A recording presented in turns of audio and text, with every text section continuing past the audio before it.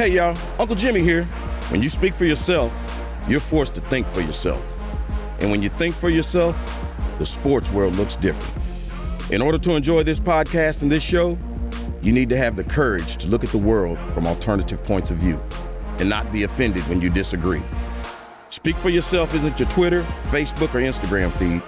SFY tells you what you need to hear and not what you want to hear. So, welcome aboard, buckle up, and enjoy the ride. We start with Le'Veon Bell. Last weekend, Le'Veon Bell was too sick to play football for the New York Jets, but healthy enough to go bowling with family and friends until the wee hours Saturday night. Not a good look. I don't, feel bad about what I did. I didn't break any rules or, I wasn't a distraction until now that y'all see me bowling. So that's it. After sitting out an entire season in a contract dispute with the Pittsburgh Steelers, Bell signed a $52 million deal to be the Jets' franchise running back. He's been a bust. He's averaging 3.2 yards per carry. His best game came in week 2 when he picked up 68 rushing yards on 21 carries and 61 receiving yards on 10 receptions. The Jets lost that game 23-3. Heading into this week's Thursday Night Football clash with Baltimore, the Jets are 5-8, headed nowhere, and likely looking to deal Bell to another team during this offseason. Bell is a cautionary tale about investing large sums of money in NFL running backs.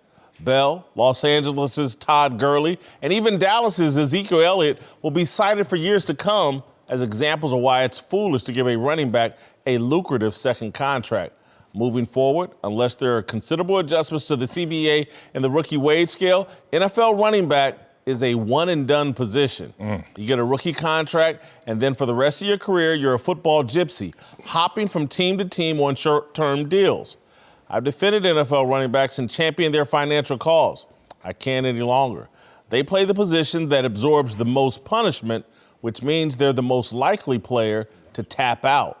That's what Bell has done to the Jets. He tapped out. He doesn't like Jets head coach Adam Gase and the way he is utilized in New York's offense. He knows there are no more mega contracts in his future.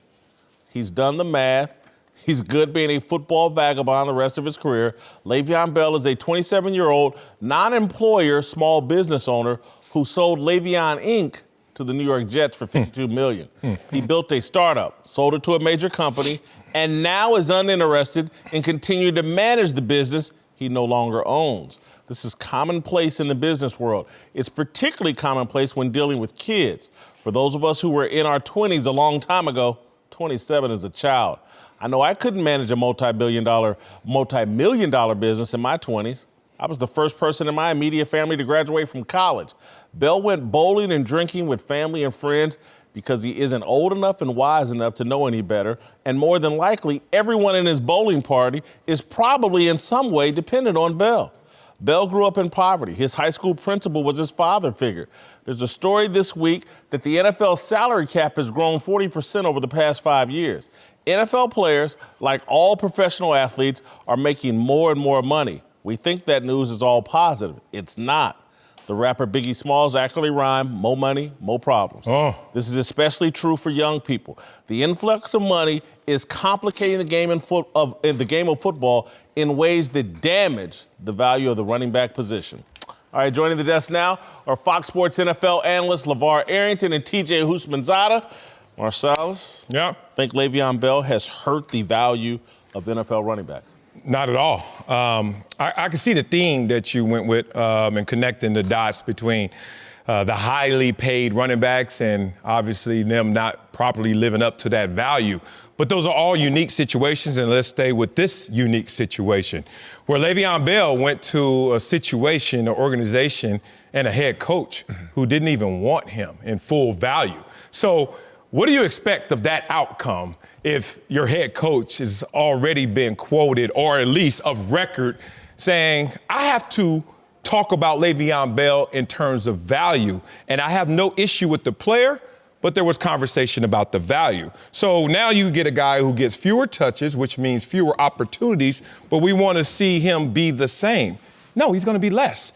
With a quarterback that's going through his own regression or sophomore slump, in a situation that hasn't won of late, you're talking about a guy who's supposed to come out there and save it all. Give him the keys.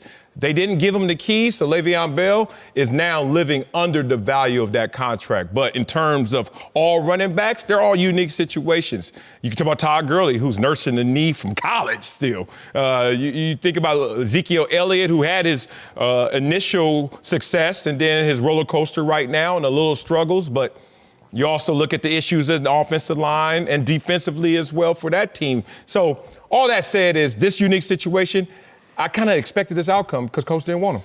Has he hurt the value of running backs? No. And the bowling incident, the optics are bad. Like, if you can't play, you just can't be out in public. Really? And out in public with bright orange pants, it's the perception. It's the perception of how people are going to view that, like you just really don't care. That's how fans are. Now, did he do anything wrong? No, he did not. But from an optics perspective, you just can't go out and do that if you're not going to play in that game. I look at Le'Veon Bell like this. When he was with the Pittsburgh Steelers, he was at worst the second best back in the league. He was a 3-down back. You didn't take him off the field unless he was tired. He ran the ball. He caught the ball. He blocked. But he's in a stable organization with a good quarterback, with a great offensive line. You go to the Jets. They're unstable. Sam Darnold gets mono. He misses 5 games. The offensive line is probably the worst. Production is going to drop because that position relies on other people, and those other people that he's relying on weren't as good as the people that he left in Pittsburgh.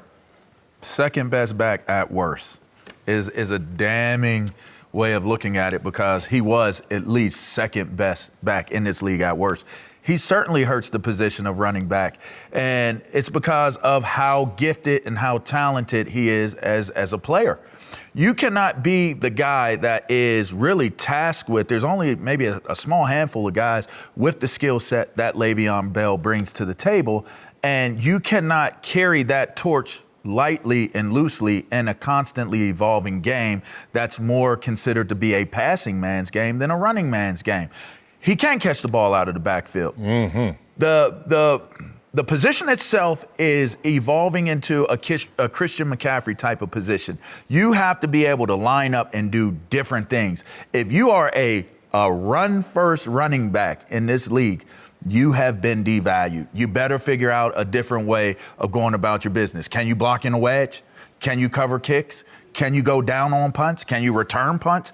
You're going to have to do more to have that value. And I think when you look at situations like this with Le'Veon Bell, it's leading you to wonder what his commitment level is. He's losing. His commitment level, it has to go into question based upon him being out sick. That's just not. It's just not. It's not a great decision to make. Oh, for certain. Let's talk. For certain. There's a disrespect for the game of football that people have processed as something that is healthy, because they make statements like, if you can't play football, then you shouldn't be able to do anything else during that time. But I'm saying, but be real about this. But I'm saying, do you know the gap between how much life I can live and I still can't play the game of football? We've all been in that situation before. You're on IR or you're out for that week. Do you know how much I can do? That doesn't even cross the line and compromise what football entails and what it's asking and demanding of me?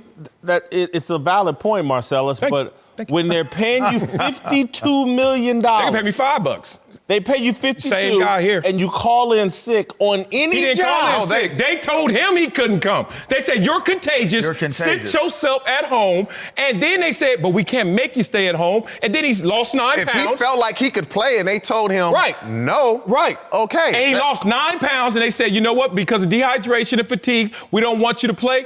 And then guess what? He said, I'm feeling better. It doesn't have to be related to playing football. I can recall one time I had a school picnic. We go to Kennywood. If you're from Pittsburgh, you know about Kennywood. All right. I got sick. Didn't ask to go home. I was sent home. I was not able to go to Kennywood Park on Saturday, and I was sent home sick on a Friday. Why? Because I was too sick. You got to stay here, and you got to nurse being sick.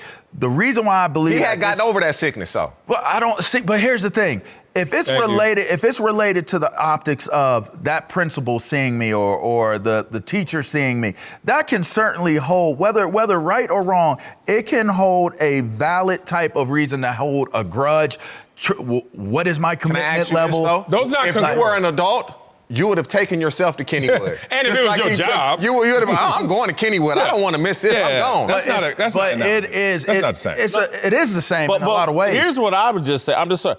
At the prices they're paying, and again, these prices, you can apply them to any job in America. If you're out sick, don't be out late kicking it with anybody.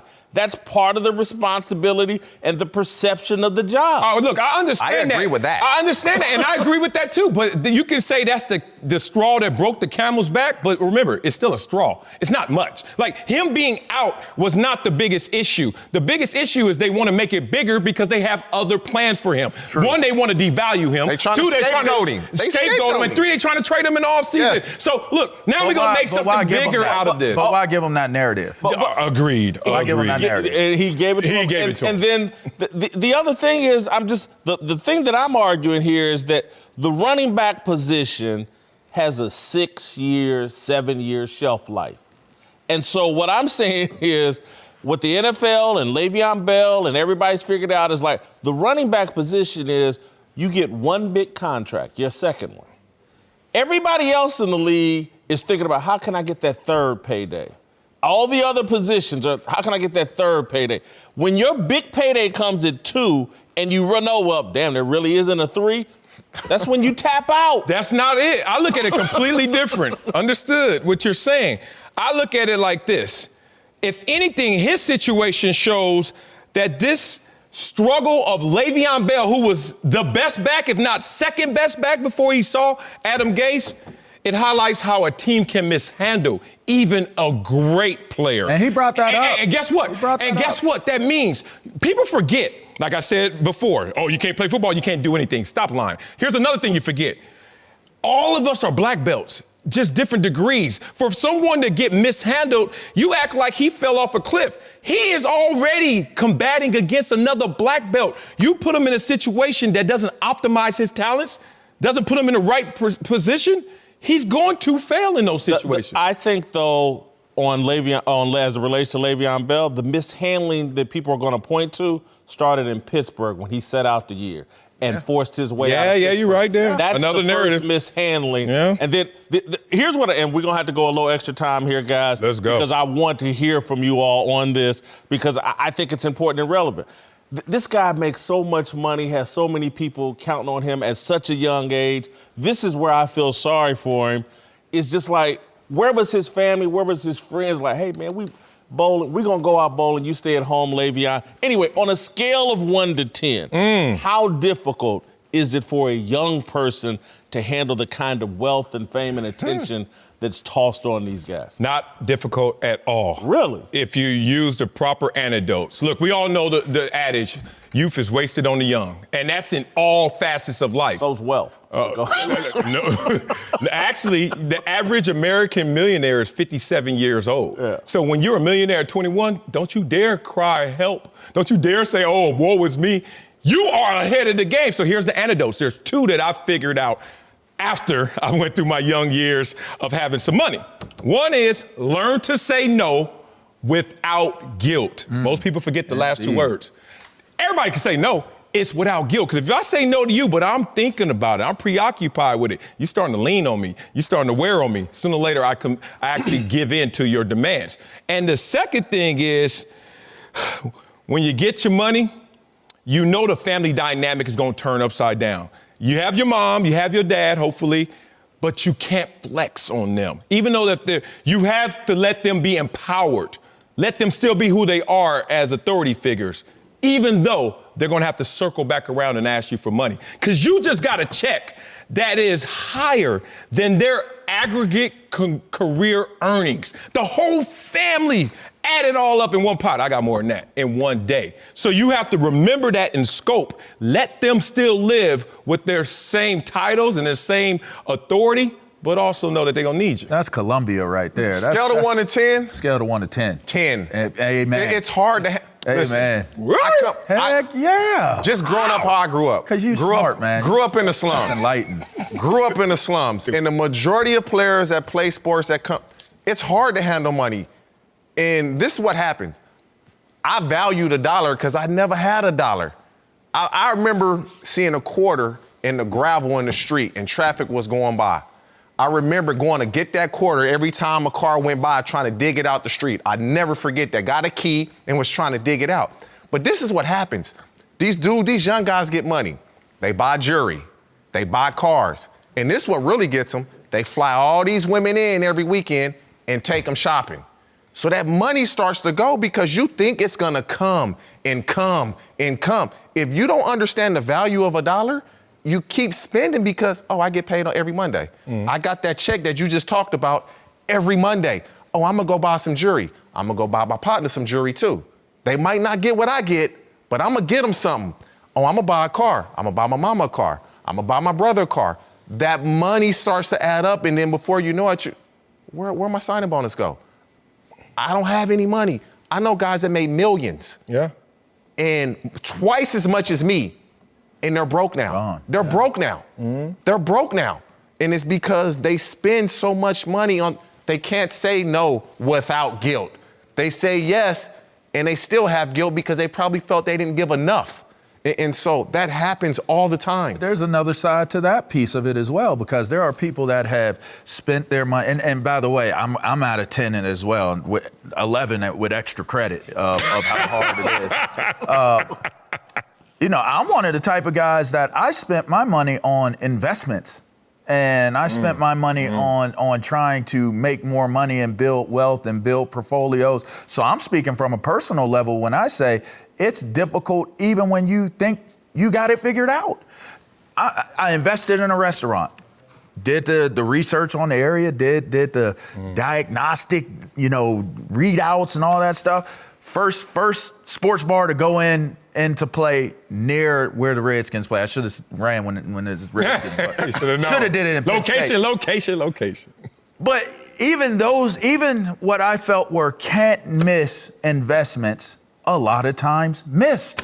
They missed. So you could be one who came from a situation that didn't, they didn't understand the value of money, but they valued money because you didn't have anything. But you can also come from a perspective of, I value money and I'm trying to make my dollar work for me. And the one thing, the best lesson that I learned outside of those main ones you gave was you have to literally invest in your education to put your money to work. So if I wanted to be a restaurateur, I needed to go into find somebody, invest my time and my energy to learn what it was to sweep the floors and take the trash out and all the little things. You're not doing that because you think it's a great investment. I'm gonna just. You're not doing it because the same exact process that you had to use to become a professional football player, we don't apply that same process. You know what? It's crazy, and I'm not trying to clown that. For real. Business school 101, day one, they'll tell you most businesses fail, especially restaurants. So they would have told you, don't even do this. Oh, I was told that. Yeah. And so I felt that that's just one particular case, and I'm sure some things pop for you as well. Yep. But for us to sit there and not look at the total aggregate scope of what we were blessed with and what the shortcomings were, how can you guys sit there and say 10? Think about it. You went from whatever slums. I'm from the same as you, welfare, food stamps, all that. One day, bow, here's a check. Mama, daddy, we don't have to leave here, but now we know we have the ability to do things differently. But that's why you went to Columbia. Because you were thinking before us athletes were really thinking about our future. You were thinking about your future in high school. Yeah. I didn't even graduate high school. And so that's a huge thing. Like, you're thinking about your future. I'll say this, too. The other thing, you're in a locker room at Columbia with a bunch of guys that aren't thinking about the NFL. At all. They're thinking about careers and blah, blah, blah. And so the whole conversation in the locker room in Columbia is different than Penn State, Oregon State. Yeah. It's just a whole different conversation. That's real. But I think this is incredibly difficult. I think it's incredibly difficult to be 27 and to be the patriarch of a family. And I think that's very hard to manage. And I just look at this Le'Veon Bell, I was like, damn, and his whole family went out to the bowling alley. Nobody said, hey, man, this ain't a good idea. But I don't blame them either. But what about the 45-year-old lotto winner that's going to go broke in about 5 years either? And guess what? It ain't about your age so much. Like, everybody going to go hang and spend that money, too. LeVar Arrington and TJ Houshmandzadeh are back. Time now for a big story. Let's move to Baltimore. where the Ravens will host the Jets tomorrow night on Fox. Lamar Jackson will take the field despite suffering a quad injury last week when the Bills definitely got Baltimore's attention with some big hits on the quarterback. In fact, Earl Thomas had a message to the officials about the punishment Lamar is taking. Every time somebody hits him, man, he don't need to be taking those hits. And I think the refs need to pay closer attention to that as well, and protect him a little bit more. Because teams are trying to do, I'm not saying they're trying to hurt Lamar, but, they're definitely going at his legs more than they was doing it at first. And especially when I'm inside the pocket and stuff like that. When I'm out on the edge, I kind of avoid it all the time. But when I'm in the pocket trying to complete a throw, that's when 9 times out of 10 they're going for my legs. All right. Question here is, are refs failing to protect Lamar Jackson, or is his style of play catching up to him? Neither one. One, he's getting injured in the pocket, and then that's not his style of play, which is outside the pocket, putting himself in harm's way. This could have happened to Vinny Testaverde or somebody. Like any statue could have got hurt on the play. He got hurt in the pocket. And the refs aren't failing to protect him, but the points of emphasis, every referee crew has a points of emphasis that is highlighted game day. And what future Hall of Famer Earl Thomas is trying to say is, let's highlight these points of emphasis to protect them, because even the rule by itself is a gray area rule. It says to hit a guy in the knee area, even if you hit him above the knee area, to not slide down below the knee area. So I think out of those three candidates, Coach Harbaugh, obviously Lamar Jackson, and Earl Thomas, he raised his hand and said, look, I have the cred, I have the equity, I'm a safety, who cares? Let me just make sure we emphasize protecting this guy, especially when he's playing the game the way you say he should play it, which is the safe way in the pocket. It's neither. I'm with you. It's Earl Thomas is just trying to set it up for the Buffalo game, for example. I thought he got hit late out of bounds. They didn't call it in the first drive. I thought that should have been a penalty. They didn't call it. In the pocket, the area is so small that you can hit the quarterback. You can't hit him high. You can't go below the knees. And so it's really tough. I look at it from the perspective of Earl Thomas is a safety. He knows when you play somebody that's really good, like Lamar Jackson, guys want to take him out the game. Mm-hmm. I'm not trying to injure you for the season, but if you can get out this game and it gives me a better chance of winning, oh, yeah.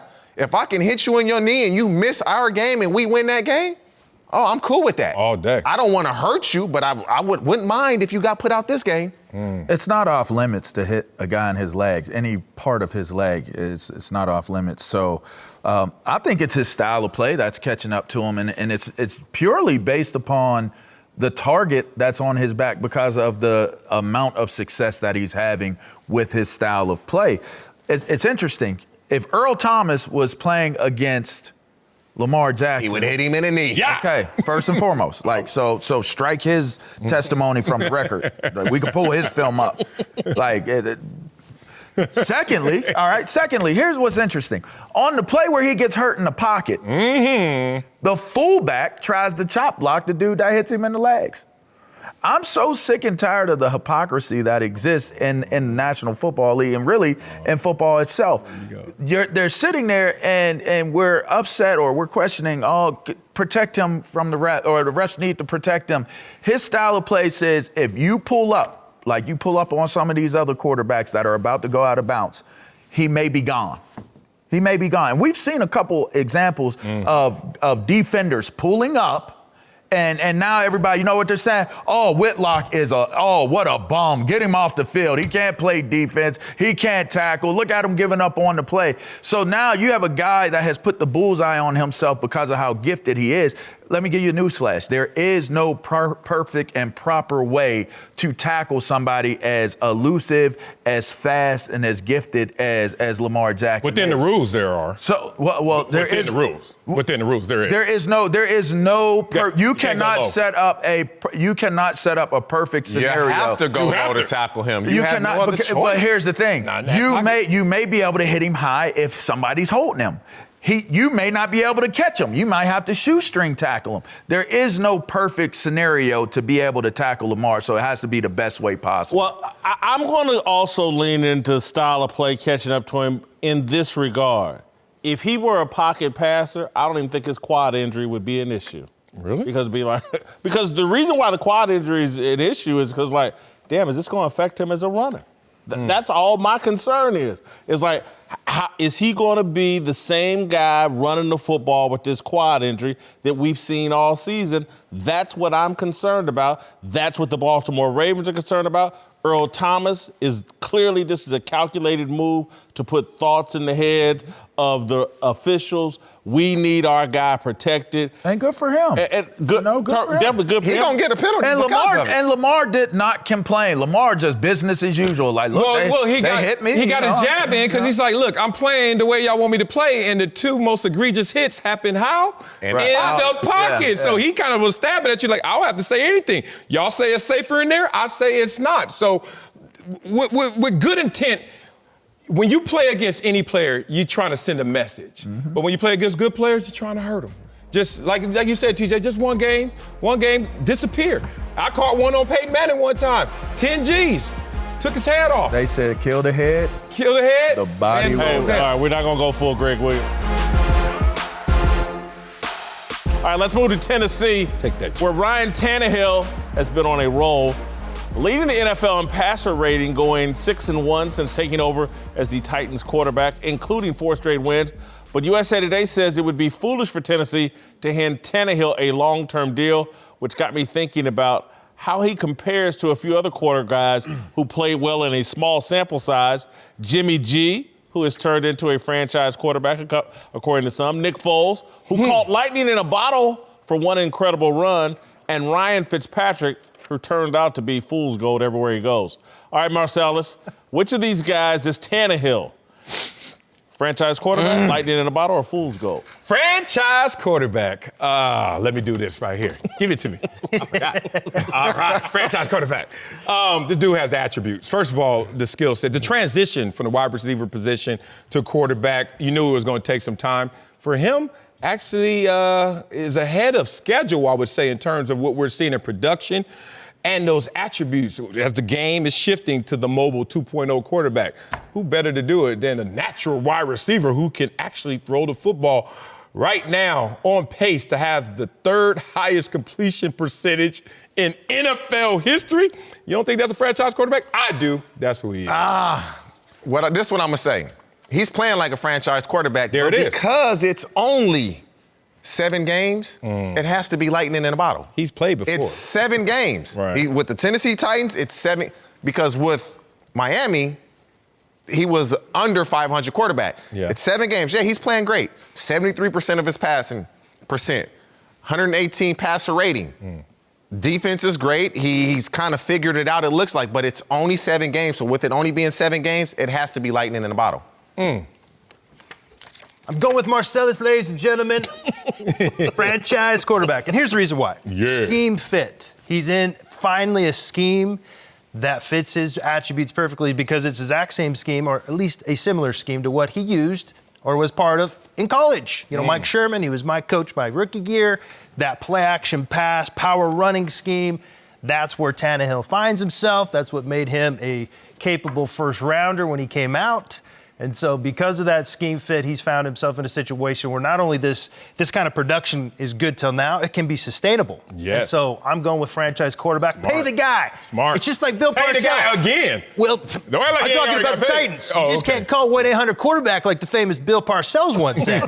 You got a guy, pay him. So I just want to, from both of y'all, right now, y'all are comfortable going into this offseason and giving this dude a Jimmy G-like contract. All that. Oh, yeah. It's a pay-as-you-go deal, too. Yeah. So you can get out under it if all of a sudden I'm not wheels fall scared. off. I'm giving him the money. I know he's going to earn it.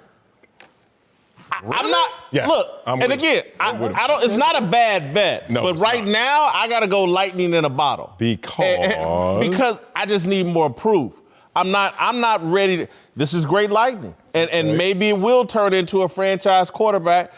But I need more proof. We got a bunch of one franchise is giving up on you, and before I'm ready to say, oh, this is Rich Gannon in his second career, before I'm ready to say, even put him on Jimmy G's level, who, you know, I like, but I don't love. I just need more proof than this one. This is a nice little role. You come in, people don't have film on you. People don't, I mean, well, they got film on you. Different in offense. this offense, Different offense. they don't know how to attack you. Let him prove it next year. and then he will show you whether he's earned it or not. And then, to me, the way Derrick Henry's playing is kind of like Dak, man. When Zeke was eating, Dak looked awesome. Derrick Henry's out here. Ryan Tannehill. Hold on, okay. Derrick Henry was there when Mariota was there. What had happened to Mariota? He better than Mariota, obviously. Okay, Mariota's fool's gold. Okay, that's one.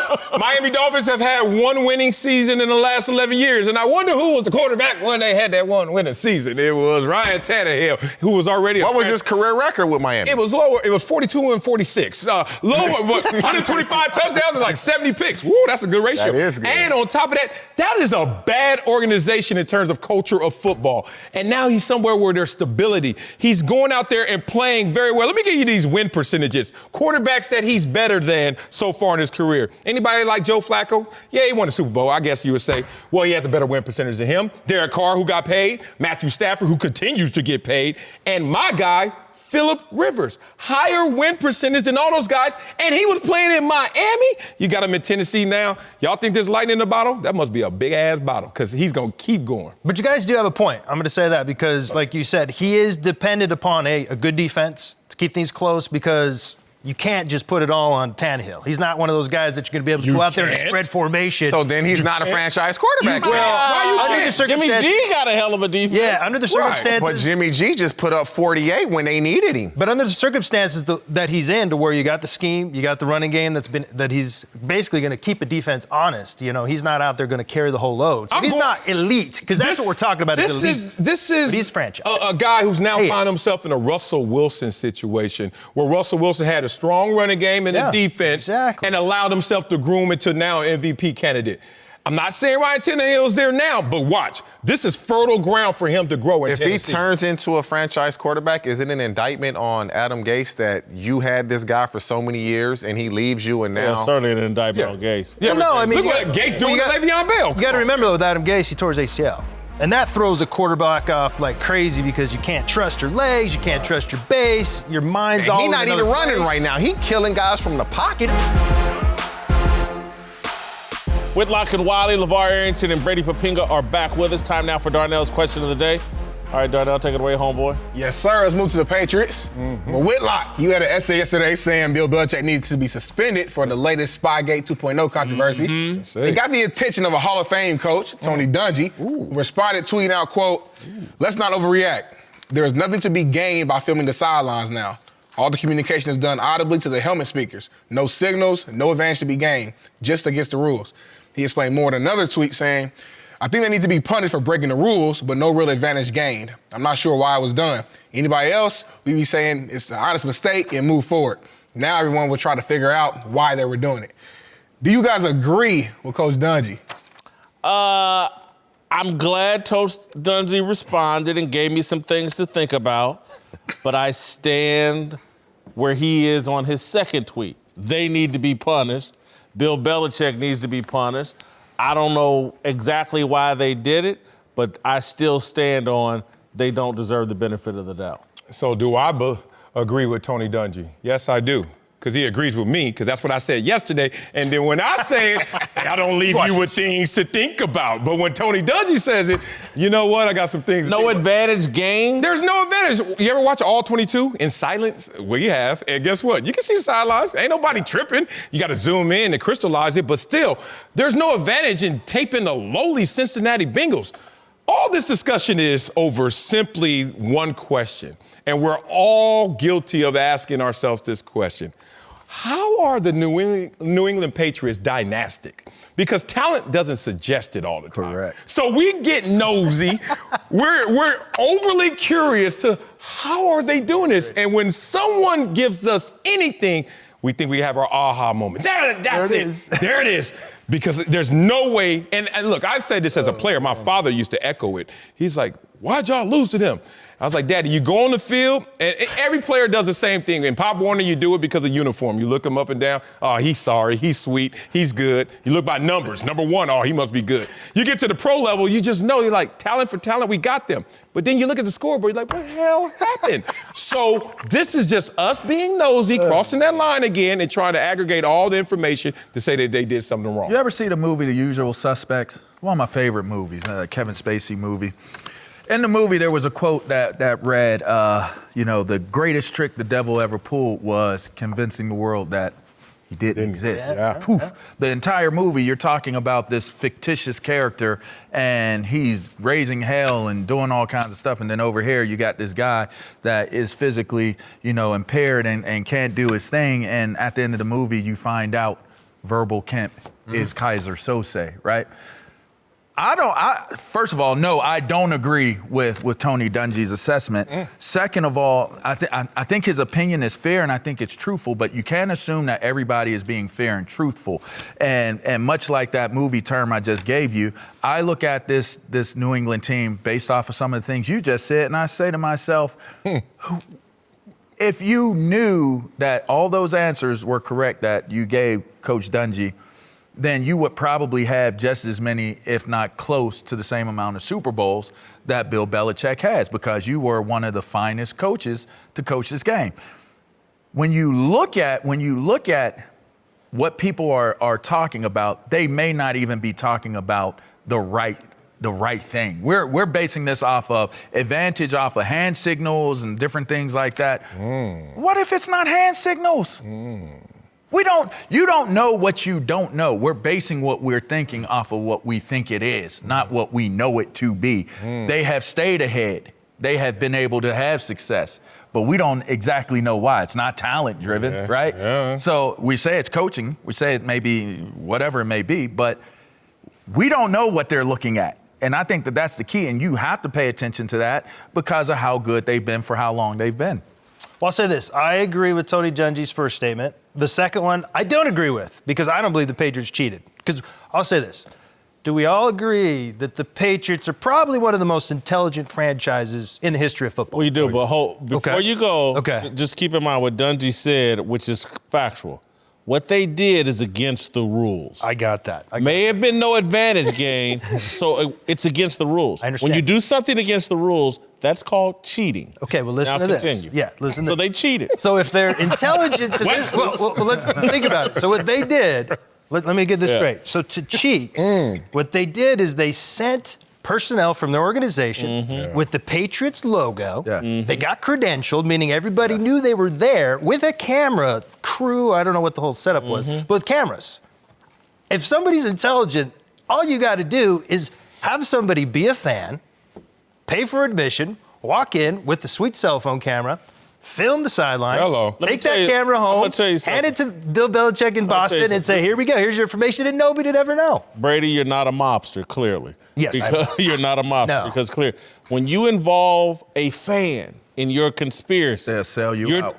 You're trusting some fan I'm not saying to protect you. No, I'm not saying you're going to actually get a fan. Personnel as a fan. You're going to send somebody who looks like a fan who blends in, is not wearing your logo, and nobody ever knows. So easier way to get this done. If you're thinking the Patriots cheating, I'm just saying you're kind of questioning their level of intelligence. Because they wouldn't be this. I can't question. Were they not intelligent in 2007? They were doing it then. Oh, wait a minute. That was and really Belichick good. even went on record in 2015 and said, look, okay, let's put the Spygate stuff to rest.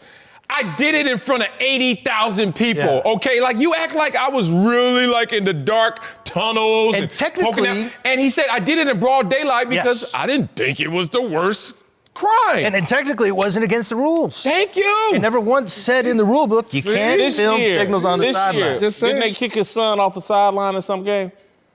Against the Bills, against your Bills. They could have. Again, these guys push the envelope. They don't push the envelope. They move the goalpost. All right. Again, it comes back to this. It's like putting a puzzle together. You put all the pieces on the table. You could say, well, that corner piece isn't as important. I can still see what the picture is that the puzzle makes. But for Belichick. And they're doing a story on them. For Belichick and for guys like Coach Saban, they have the same process, they have the same approach, and a lot of their ideologies are the same, and that's why you see them dominating their professions. That piece represents something in their puzzle. We just don't know what it is. And you know who does? So you can't. Ernie Adams knows who it is. So you can't just breeze over it like, nothing there, nothing like. They pointed them cameras at that sideline for a reason, Brady. They pointed them for a reason. They had an advanced scout there. And if you're an advanced scout, I would imagine you're looking at personnel groupings and things on the sideline as part of your job. It's against the rule. Anytime a team goes to the depths of, we're making a documentary about our advanced scout. No, that was just You might have other episodes. The other episodes were other really boring to me. Brady might have uncovered something right there. Did y'all just hear what Brady just said? Say it again. They was what?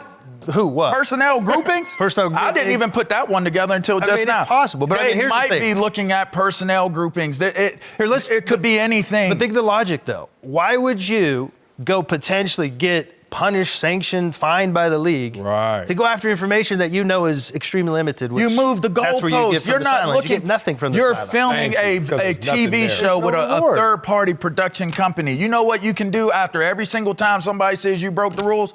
Third party. Third party. I have nothing to do with them. Third party. That's the mobster mentality of this whole thing. You do know. He's smart. Right? We can go. Just admit he's but that is smart. I don't know. That is smart. I think that is smart to do. LeVar Arrington and Brady Papinga are back. Let's move to Antonio Brown, whose erratic behavior continued today with the out-of-work wide receiver going on a wild Twitter storm this morning, taking shots at his old quarterback, Big Ben, and pretty much setting whatever hopes he had for renewing his NFL career on fire, taking direct aim at the league in one tweet, writing, quote, guess the almighty NFL can hold players out against their will, no criminal charges pending, nothing but a Caucasian player gets a domestic go to jail, still out there playing, targeted hate against us everywhere, my peeps.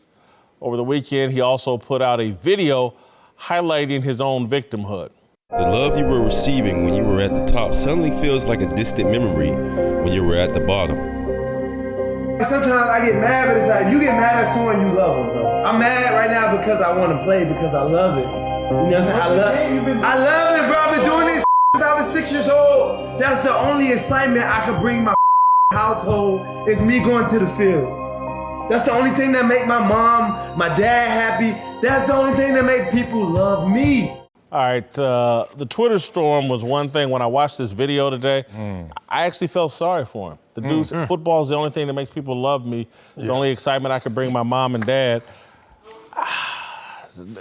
I actually have great sympathy. This dude's in a lot of pain. Yeah, I feel sorry for the person because something's going on upstairs. You don't have to be a doctor to look at somebody who's limping and say, hey, you need to get something checked out. You can see right now his unstable mindset and mind state is something he needs to get checked out. Football player, I don't give a damn about. Like, I really don't. Football is a privilege. You have to earn it. If you don't earn it, you mess it up. And he's done that 3 times over. I don't care about AB, the wide receiver. I do feel sorry for AB, the person, because this story doesn't end well if it continues like it's going, because sooner or later he's going to lose the attention, the scope of the NFL. What are you going to take shots at now? What are you going to scapegoat then? What are you going to blame then in those situations? And as we all know as retired players, when those checks stop coming in and that energy supply stops coming in from you being adored by so many, what's going to replenish that? And that's going to be sad for AB. I hate to use another movie reference, but there is a character that really shows what AB's path is and how it ends. I think it does end very well. All right, Eddie Kane Jr. I knew you were going to reference. I knew it. Eddie Kane. Five heartbeats for those of you that haven't seen it. Eddie Kane had the most beautiful voice, could sing and move the room, just like how AB played football. Yes, I do feel sorry for him. And it does go far beyond his abilities on the football field. Much like Eddie Kane, he's dealing with his own personal demons wherever they come from and whatever has generated and created during the course of his life. So when I look at him, you're looking at someone who truly is at that point of where, after all of the major success, the things he got away with as he was climbing to success, living in the success where it was ignored, where it wasn't ignored anymore, and now it's like you got to address it. He doesn't know how to address it. Now he started that spiral. There's a spiral taking place with Antonio Brown, and he needs to. Listen, bro. Go get some help, man. Yeah. Like, get off the Twitter, get off the social media, take a break. If somebody out there loves him enough. Get him off social media. Take him somewhere where he can detox in life and try to get to a fresh start, because it is he is so destructive to himself right now that it has gone far beyond me even addressing him as a football player. Right. Well, I think he's got you guys all kind of in a trance, just like he gets a lot of people. And the reality is his situation is a direct function of his own behavior. I mean, if he just falls in line and is just a decent teammate, the guy's still with the Oakland Raiders making money, doing the very thing that right now. Yeah, well, he's still in Pittsburgh. Yeah, you go like Pittsburgh. Yeah, if he's not a problem, he's in Pittsburgh. And he's doing the very thing that it supposedly brings happiness to his life. His talent prevented him from ever learning. His talent and his upbringing situation, dysfunction, never allowed him to learn those things you're talking about. Exactly, and that's what I would imagine keeps happening, is he gets to these situations to where everybody feels sorry for him. They don't hold him accountable. And it gets into this cycle of, okay, I don't need to take any responsibility for my own actions. I'm just going to blame it on everybody else. And I'm going to let everybody else kind of sweep the consequences under the rug for me. And I'm just going to go keep playing because that's how I've been treated. I don't think sympathy was driving the treatment for him. It was his talent. Central Michigan, Absolutely, we can win football games with him. Pittsburgh Steelers, he's the best wide receiver we've maybe ever had, and we got 2 guys in the Hall of Fame. The Oakland Raiders, we desperate need him. The greatest franchise of all time, desperate needed him. It wasn't sympathy, it was his talent. And now eventually here, because of his struggles, that I think there are some clear mental health issues. I'm not a doctor, but given his dysfunctional upbringing and his behavior, you got to worry about his mental state. And then I just think this social media animal, man, is climbing inside of so many of these young people, and so many, let's build a brand. You have agents, you have little marketing handlers, you got this whole, AB, if you're out there, if somebody can get this to him, man, these guys that are holding cameras and microphones around you and helping you put out these videos, those are your actual enemies, AB. And I know they're telling you they're on your side and you're controlling the narrative, AB, and we're gonna put out the videos and you're gonna speak, we're gonna cut out the media as a filter and you're in control. Those are devils on your shoulders, bro. They're not leading you in a good direction. Get those people away from you. This video is toxic for you. It's not, you need to, AB, if I was giving AB some advice, man, I would contact Tony Dungy, Hugh Jackson, Jack Del Rio. There's a bunch of former coaches out here that could help advise. If you want to get back in the AB, talk to football people, not all these little handlers and videographers and people that are making names for themselves off of your pain. Man. Oof. They're not his enemy. They're not the enemy. They're enablers. What they're doing is they're capturing him crying out for help. But if they weren't there to capture it, he's still gonna cry out for help. Social media is the echo of what's going on inside of him. And inside of him, he doesn't feel value. He even said it in this video. Yep. He said, I only feel love when I'm AB. That's why he works so damn hard. And look, this value proposition is deep. When you only feel love beyond your essence, beyond what you are at the core, like at your lowest point, you don't feel love. You have value issues. So when you don't feel self-value, what you do is everyone tries to enhance that persona, that thing that makes everyone love them. But then you get to a point where you realize I'm ambivalent about that thing. I don't know if I love that thing, but everyone loves me for being that thing. And then you get caught in those crosshairs. And what's happening now is you start to self-sabotage because you want to test everyone to see how much you really love me. So I'm going to mess that up and then see how much you love me. The saddest part of all this is those little kids. I'm going to take it. Because they're not privy to this calculus, to this level of mental depth that his dad is going through, and it's really sad to see, but he's not the only one. He's just the highest profile football player we know going through this. But he's going through it the same way his kids are. Yeah. It's like the first time for him. And I do believe they are the enemy, and I think that he's the enabler. He's enabling himself. And if those people that are telling him and encouraging him to do these videos and putting those storylines out there, if not one of them was holding that recorder, he's crying out for help. I'm not recording the for him crying out for help. I'm recording this to try to get him back in the league. No. They should have put that thing down. That's not it. It's deeper than that. It's too simplistic. For certain. Let me tell you why. We're all grown-ups, but we're nothing but big 5-year-olds. So whatever mommy and daddy did or didn't do when you were 5, you are still in the mission to seek for that. And what he said in that video was telling. I only got love when I all of a sudden start catching footballs. So guess what? You can record him or not record him. He still has to go challenge who he is at the core. And he is not a football player. He was someone who played football. That's what athletes get wrapped up in too many times. While I'll agree with what you're saying, I still hold steady to my point. They should have stopped recording that. And they should have sat him down and they said, AB, this is not you pleading to try to clean yourself up and get back into the league. This is you crying out for help. He doesn't need someone to record that. You know that, though. He does not need somebody to record that. He doesn't need anyone to do this. So it shouldn't happen. But no, he can do it himself. But that's still not the core of his issue. See, I think that's where the disconnect with what your reasoning is. There's like a I do not. No, I get that, but you act like that. I do not think he's capable of doing that. We're talking about services now. I'm talking about the substance of what he's dealing with. Y'all getting caught up in expression. Like we all have dealt with people in our families. I had an uncle who was on crack cocaine. And then everyone slowly but surely was forced to shut him out of their situation, out of their life. Mother had to kick him out the house. Do you know that didn't stop it? What stopped it was when he got to the depths of his issue. Yeah, rock bottom. Rock bottom, whatever you want to call it. The core of what that problem is. It's not for you to televise, is the issue. The issue is going in there. But my issue, and this again, and I think there's validity to what you're saying, but my issue is like, this dude clearly has an addiction to being validated through fame, through social media fame.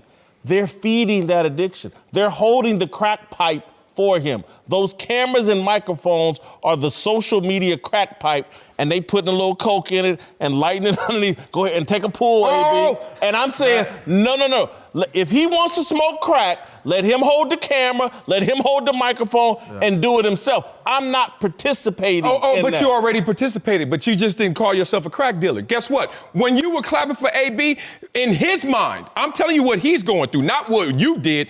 You were giving him the fuel to what he is now being fueled by. His fame addiction is connected to his balling only for value addiction. And now he is in a place. He's replacing it. He's replacing it, y'all. Until all of it's gone, and everybody can say, I can cut him off, I cut him off. It's when he realizes this. Unfortunately, every time I clap for AB, every time I said he's the best receiver in the league, I was giving him what he needed, his fix. I'm not a crack dealer. You're not either. But that's what he took it as. It hit him there. And until he addresses that, man, it's just on to the next. And for that reason, I don't feel sorry for him, because what he's in right now is exactly what he needs. He needs to be in this situation to where basically his world is crumbling before him, and he's got to figure out, hey, where do I go from here? And the only way you can go is you got to start taking responsibility, and you got to change your behavior. I hope for him it's in a controlled environment. Whitlock and Wiley, TJ Houshmandzadeh is back with us.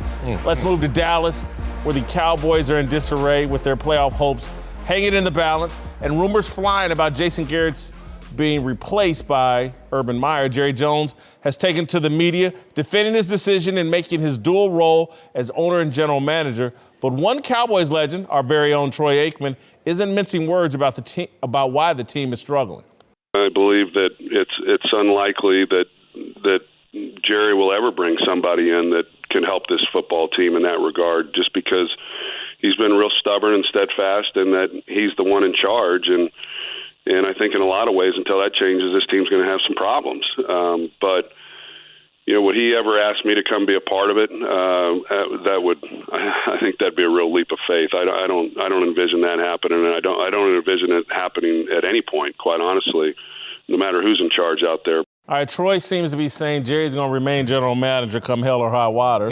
Jerry seems to be saying the same thing. Yeah. Should that scare Urban Meyer away from the Cowboys? Absolutely. Don't touch it. If they're not going to change the structure, don't go there. But also the rhetoric is confusing and it's damning. He keeps overstating the obvious. I'm the owner. I make final decisions. And I learned in therapy that when someone overstates the obvious, typically they're insecure. I'm a man. Uh-oh, you're about to prove you're a man instead of just being a man. So I'm the owner. Okay, I played on 4 different teams with 4 different owners. To overstate that, to flex that, it has to come out in actions as well. And I think that's what actually undercuts a lot of the coaches that go in and out of Dallas, is that they always have to deal with the owner who's trying to show he's the owner instead of securely knowing that he's just the owner. Should he stay away from the Cowboys? I'm going to say no. He's going to have to sit down, and he could possibly stay away, but how Urban Meyer wants to construct a team, how he feels the structure should work, you sit down with Jerry Jones, and if that structure doesn't mesh with what you believe in, you walk away. But because they're the Cowboys, you have to listen and see, okay, Jerry, this is what I would like. And if it doesn't mesh, if it does not align, then you have to move on. From the way people talk about Jerry Jones, it's probably not going to happen, but desperate times calls for desperate measures. He might be desperate enough to say, this is the team that I thought could get it done. It's not happening. Urban, what can you do to help me fix this? I wouldn't necessarily stay away either, because I think Jerry has actually 2 options here. He can quit being general manager and hire someone like Troy Aikman to run his team.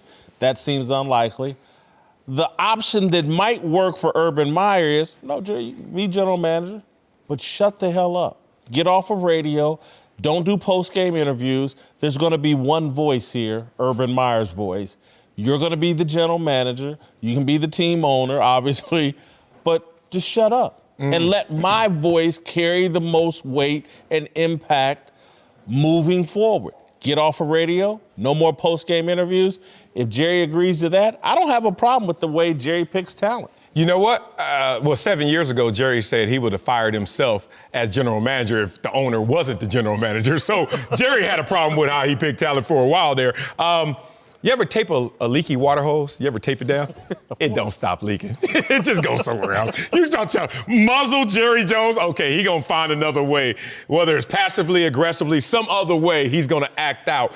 It's really like Shaq and Kobe, how the talent, the ego, but the fact that they wanted the credit became the dividing issue. And that's what's happened with Jerry, obviously, Jimmy Johnson. And I think that continues to really ail him in the situation of finding who's the next guy who could get that proper credit and that proper power. For me, it's a no-brainer. You look at Jerry Jones, he paid $140 million for the Cowboys. Now they're worth $5 billion. So he's made the Cowboys a brand by doing all that talking. At this age, he's not going to stop. They just need to find a common ground to where we can fit. If they can do that, I think it'll work. He's fooled himself if he thinks his talking made that team worth $5 billion. It was headed that direction with or without it. Uncle Jimmy's here to talk about our our approval rating. LeBron on the break. You know. All right, but first, who's our big dummy of the day? The person that don't know what the next segment is we getting ready to do? Oh, don't do that. Oh, yeah, do that. Gotcha. Oh, good. There you go. It's over. Let's go. Like your love life. Short and sweet. Keep it going. All right, let's talk Le'Veon Bell. Got him. Who raised a lot of eyebrows going out bowling and drinking after he had been ruled out of Sunday's game with the flu. There have already been rumors the Jets will look to trade Le'Veon this offseason. Marcellus, you think the Jets move on from Bell? Oh, absolutely. Either him or Adam Gase, but I don't think they're going to coexist next year. You can see the mind games that they're playing right now. Le'Veon feels undervalued, not getting enough touches, so what does he do? When he has an opportunity not to violate team rules, he shoots a shot at Adam Gase. I'm out there bowling with my family. You're not using me, and I'm healthy enough to do this. Yeah, I think he's gone. Yeah, he's done. Yeah. And as well he should be. And I'm not sure if anybody's going to be in a big rush to take him. Oh, yeah, he is. See what they trade for. Oh, yeah, they are. All right, Uncle Jimmy, seems like you unloaded your closet of all your fake gold chains. Actually, I unloaded your closet of the fake gold chains. Wait till you get home. Look at man, let me ask you a question. Prayer. Why are you messing with LaDavion? Le'Veon. Hey, man, the boy ain't done nothing but went bowling. Now, let me ask you a question.